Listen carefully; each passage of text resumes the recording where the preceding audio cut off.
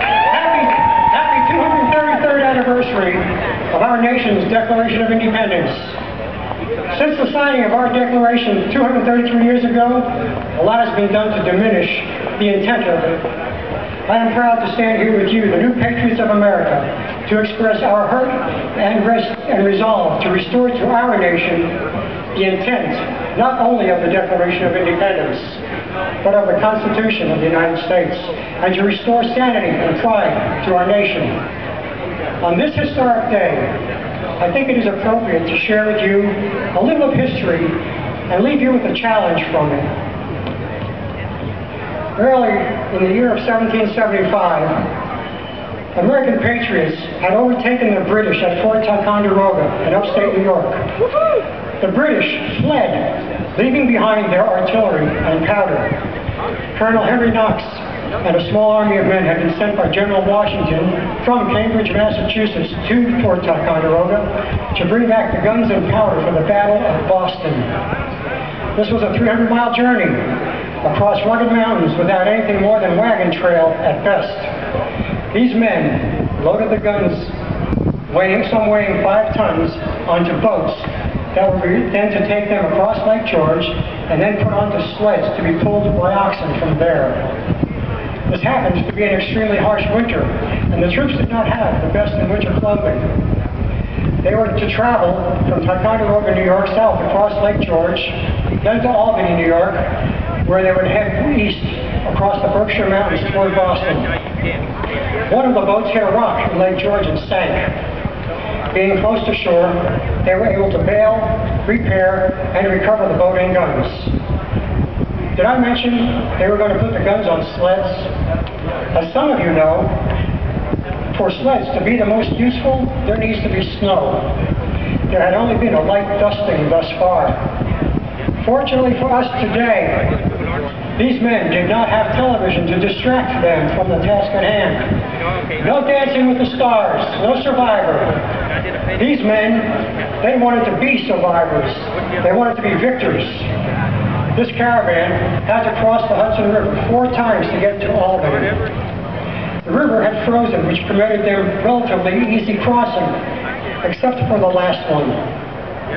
Even though Colonel Knox had previously crossed the river, punching holes in the ice so the water would flood the surface and thicken it, the ice broke just before reaching shore, and a sled with a 1-ton cannon sank. After a full day of effort, Colonel Knox and his men, with help from residents of Albany, retrieved the cannon from the icy water. Finally, the snow they needed came, but it was in the form of a blizzard. Going through the rough Berkshire Mountains, some of the troops became fearful to go further. It took 3 hours of pleading by Colonel Knox to convince them to continue.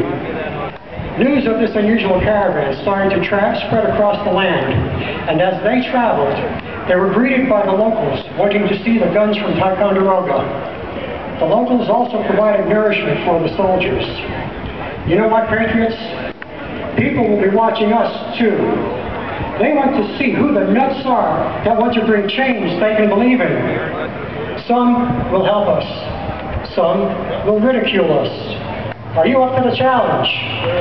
To make a long story short, there were other events that hindered their progress, but they finally reached Framingham, Massachusetts, about 20 miles east of Boston. Not one gun was lost.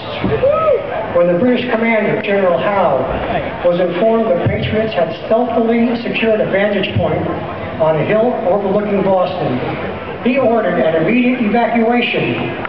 More than 100 British Navy ships took military and civilians from Boston, and we had a victory without a shot being fired. Patriots, I ask you today, do you have the resolve to see the mission to its rightful conclusion, or are you going to return home tonight after a good time and go back to business as usual? Do you have the courage and fortitude exhibited by the men and women of 1775, 1776? Or are you the ragtag bunch of nobodies that many believe us to be? Outmanned and outclassed, the Americans ran the British off the continent. We will most likely be outmanaged too. But we will run the corruptible out of Orlando and Orange County and Tallahassee and Washington, D.C. We will restore reasonable methods of taxation by getting the Fairtax passed and implemented. We will get the 16th Amendment repealed so there will not be an income tax available to our Congress. We will bring the lower taxes now remedies to our local governments to get spending under control. We will get national spending limited because the fair tax limits revenue and cannot be changed without it affecting every single one of you equally. We won't let them increase revenue to support bridges to nowhere. We will not vote for candidates who do not support fixing our federal tax system by passing the fair tax legislation as written. And let this be a warning to the candidates you've heard here today. If you are for this tax on the fair tax or that tax on the fair tax, you are not committed to the fair tax, and you are missing out on thousands of fair tax supporters' votes. We will bring back America to the pinnacle of greatness that all other nations look up to and respect. We don't have to kiss their behinds to get them to respect us. We'll do it again as before, by American innovation and dedication to freedom and work, not by kissing, but by kicking the butts of those who attack the ideals of freedom and liberty. We do not have to apologize to anyone for our success. We will walk, not with arrogance as some losers claim, but with pride in work well done. Fellow patriots, I ask you, are we together on this? Are we together? Yeah! I realize many of you don't know what the fair tax is, and with the time allotted today, I do not have the ability to give you a fuller explanation, but I'm going to share with you just a few points of the fair tax to let you know what we are really talking about. First, no one in America, any person or business, will ever have to file a tax return again, not even a postcard size. This will save our nation over $400 billion a year in compliance costs, resulting in lower prices for everything we buy. The fair tax, the costs will go down, the fair tax will be added as a national consumption tax, and we'll pay close to what we're paying today. The fair tax legislation defunds the IRS. That will save us over $10 billion a year. No other tax proposal eliminates the IRS and every form of income taxation.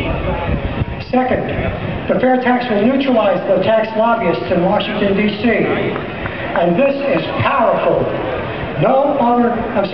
It means that our elected representatives will no longer be influenced to support tax loopholes for special interest groups. The fair tax is administered equally to all without exception. No loopholes allowed. And be wary of people who deliberately mislead you by saying the fair tax will add 30% to everything you buy. This is pure garbage from those who benefit from the complexity of the income tax system and don't want to give up the power they have to manipulate the system and us.